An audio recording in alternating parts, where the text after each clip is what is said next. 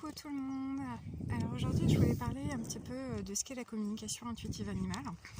Alors beaucoup de personnes pensent accompagnées de ma fidèle louloute de vie qui ne vous dira pas le contraire sur l'efficacité de celle-ci. Alors voilà, il faut savoir quand même que la communication intuitive animale, c'est un outil formidable qui nous permet d'échanger avec celui-ci pour savoir quelles sont éventuellement ses problématiques médicales, de bien-être émotionnel.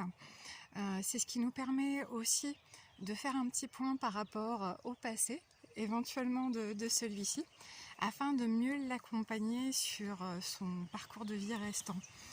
Alors bien entendu, la communication animale a aussi ses limites, puisqu'il faut savoir qu'on ne peut pas changer le tempérament d'un animal si celui-ci a un tempérament bien prononcé et que tous ses besoins sont assouvis.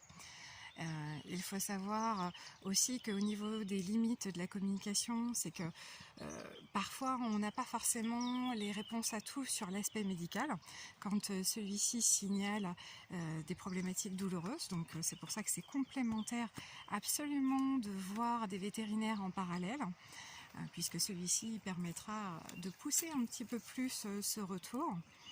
Alors c'est vrai que très peu de professionnels encore aujourd'hui accordent un attachement réel par rapport à tout ce qui est retour de communication, puisqu'il y a beaucoup de professionnels différents, chacun a sa technique.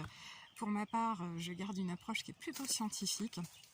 C'est important pour moi de savoir comment ça fonctionne, de pouvoir expliquer aux personnes comment cela fonctionne également, pour se dire que finalement, voilà, ce n'est pas une croyance, je n'ai pas d'attachement à une religion particulière, mais si certains des praticiens en ont, ce n'est absolument pas gênant.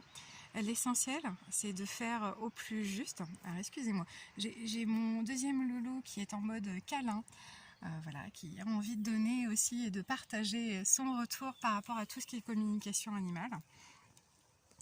Alors voilà, un petit point par rapport à cet aspect communication. Il semble indispensable surtout de bien prendre le temps par la suite d'expliquer aux personnes, puisqu'un rapport, lorsqu'il est écrit, il peut avoir différentes interprétations. Donc le temps de reprendre tous les éléments avec l'humain, plus que le propriétaire de l'animal en question, est indispensable.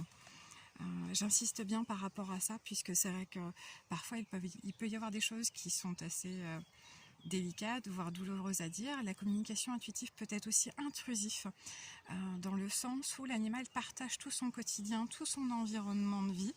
Il peut mettre en évidence des problématiques au niveau de la famille.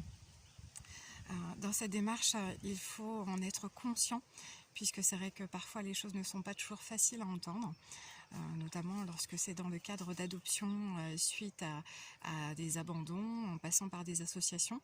Voilà, chaque être a son parcours qui lui est propre, et c'est vraiment important de prendre le temps de bien se connaître, la communication le permet, et surtout d'avancer ensemble en tenant compte des besoins de chacun.